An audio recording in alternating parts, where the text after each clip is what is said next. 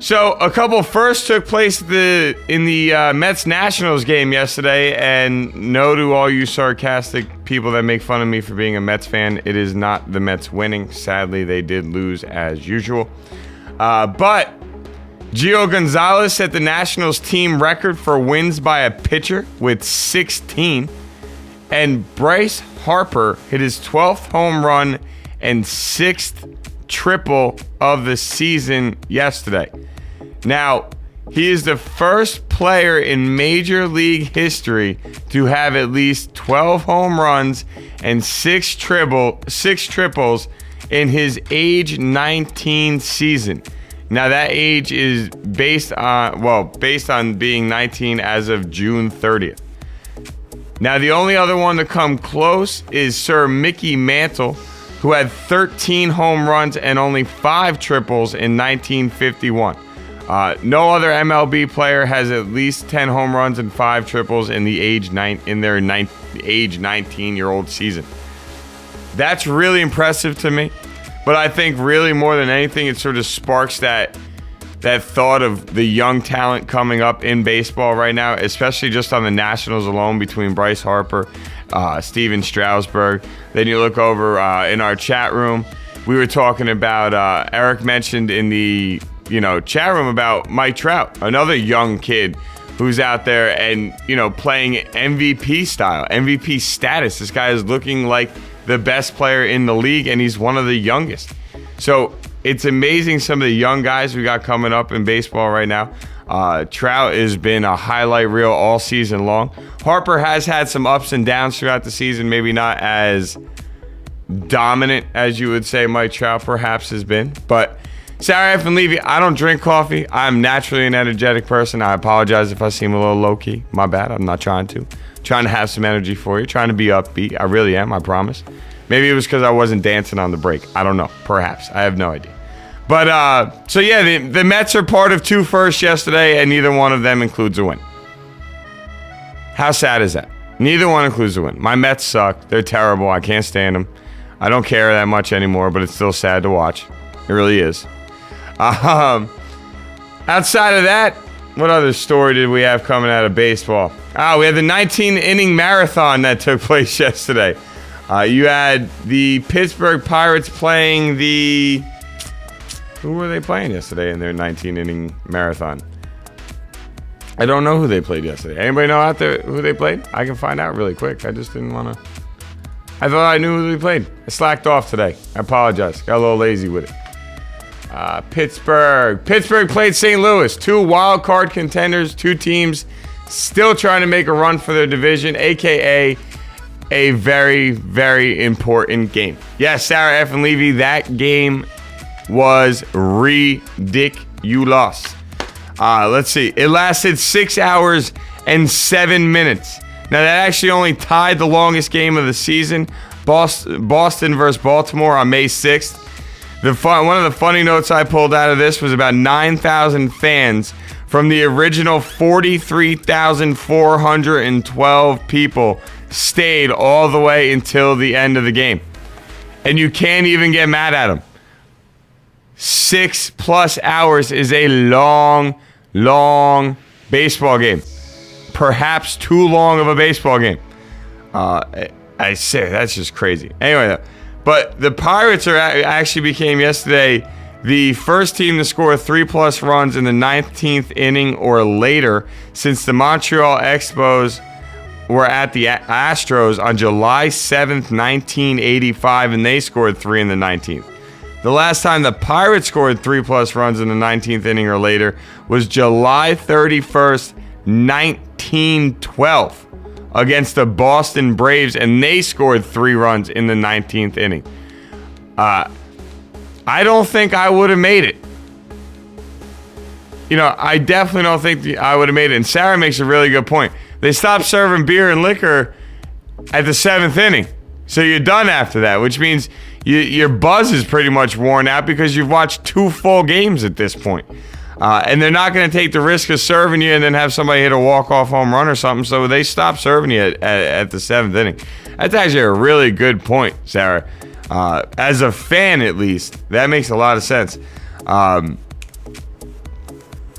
Each team last night had a player go 0 for 8. Michael McHenry for Pittsburgh and David Freese for St. Louis. Each went 0 for 8. Pittsburgh won, putting up 3 runs in the 19th inning. The last time the Pirates... Now, this to me was a big deal. And I think, like I say to I've been saying this now for a couple weeks. I really think this is the year of the Pirates. I'm not saying they're going to go win the World Series, but what I am trying to say is they're going to knock somebody out that shouldn't have gotten knocked out, or that might have been a World Series favorite for you or something. I really, really do think that this team is going to have a hell of an impact on the playoff race and the teams that move on. Sarah, I'm with you. I definitely don't think I would have made it past past about the 10th or 11th inning. But at the same time, it's probably really hard to just walk away from that kind of game because one swing of the bat can end the game, and that's one of the most exciting moments in baseball. So, I don't know. But the real thing to me that sticks out about this, and like I was trying to say, that what makes me believe this is really the year of the Pirates. The last time the Pirates played a 19-inning game was last season, where they lost to the Braves. After that loss, it seemed to change their entire season. They ended up going 19-42 on the rest of the year after that loss last year to the Braves in 19 innings. Well, this year they pulled off the win. So now the question is, are they going to go in the opposite direction and say perhaps go in the 42-19 range? Now, I know there's not that many games left. I think there's about 42, give or take. But let's just say, what if they go on a stretch of 30-12? That'd be a hell of a run to end your season. Most likely should guarantee you a playoff spot. The Pirates, playing the St. Louis Cardinals is huge. That was a huge game in playoff implications, standings, however you want to say it. In their divisions, the Pirates themselves are 6.5 games trailing behind Cincinnati, but have a full 2-game lead on St. Louis, which if they lost that game, they would have only had a 1-game lead. Now, in the wild card race, Pittsburgh's actually holding on to the second and final wild card spot. They trail Atlanta by 3 games. They're up on San Francisco by 1, up on St. Louis by 2, up on Arizona by 5, so that's tight. And speaking of which, and the reason why I'm letting you guys know is I picked a couple series to look at for this upcoming week that have some real implications on things. First of all, you have the Atlanta Braves at the Washington Nationals. The Braves trail Washington by 5 games in the division, yet they lead Atlanta by 3 games and San Francisco by 4 games in the wild card. So Atlanta winning this out can all of a sudden make the NL East one hell of a race towards the finish line. If they lose out, all of a sudden Pittsburgh could jump them for the number 1 wild card spot, which means they would get the home game instead of Atlanta. They would also only lead San Francisco by a game, who San Francisco is in a big series this weekend, playing the Los Angeles Dodgers. The Dodgers lead San Francisco by half a game. Half a game in the NL West. So this series is huge. And now this is in Los Angeles. I really wish I had the pitching matchups. Now, I can get today's pitching matchup. So we could at least look at that for right now. We have Dodgers, San Francisco on ESPN2 tonight. Make sure you check that out. You got Bumgarner versus Kershaw, which is actually, that should be a hell of a little pitching match tonight. And then you also have, tomorrow you're going to have, having no trouble. All right, Timmy Lincecum versus Blanton. Wow, we got some battles today. And then Kane versus Capuano. Wow, I like that picture. This is going to be a hell of a series, ladies and gentlemen. I don't care if you don't if you're not a fan of the Dodgers, if you're not a fan of the Giants, you still should check out this series. I think this is going to be a great series. Like I said, Dodgers lead San Francisco by a half game in the NL West. Whoever takes 2 out of 3 in this series, they're going to jump into the lead in the division. Either the Dodgers are going to grab hold of it by 2.5 games, or they could take hold by 3.5. You guys can do math. I don't need to sit here and do that.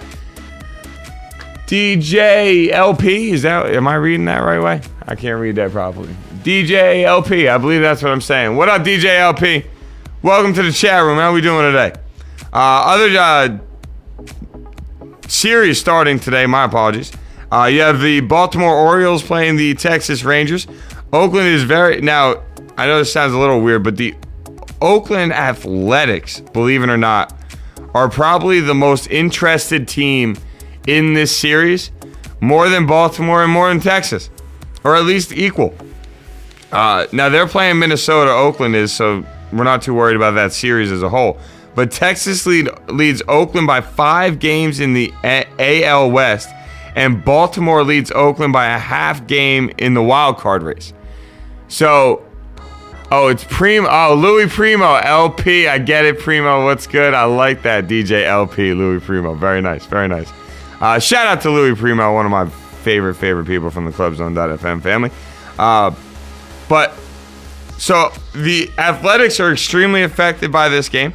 If Baltimore loses, then the Athletics can slide up in the wild card race, which is, pretty damn huge. I'm actually going to be looking at it right now, so I'll give you guys an idea of what I'm talking about. So if Oakland, if Baltimore loses and Oakland holds serve against Minnesota, Oakland moves into the second wild card spot, and then Baltimore drops out. It impacts everywhere, ladies and gentlemen. It's getting to that time of the year, and it's awesome, and we love it, and we got to enjoy it, appreciate it for what it is.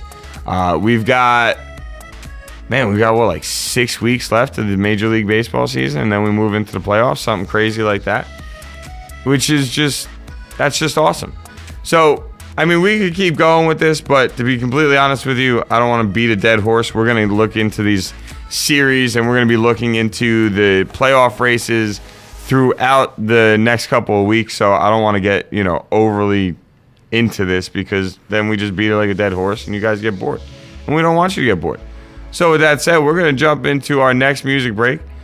I am not sure what this is either, but it's Club Zone 1 of 4, set 19. So I'm just reading the titles to you guys right now. Make sure to support the ClubZone.fm DJs. They are all a bunch of really good people that truly, truly care about what they're doing. They take their DJing seriously. They are not just around just to have some fun with it. They play no games, people. And this is Sports Zone on ClubZone.fm.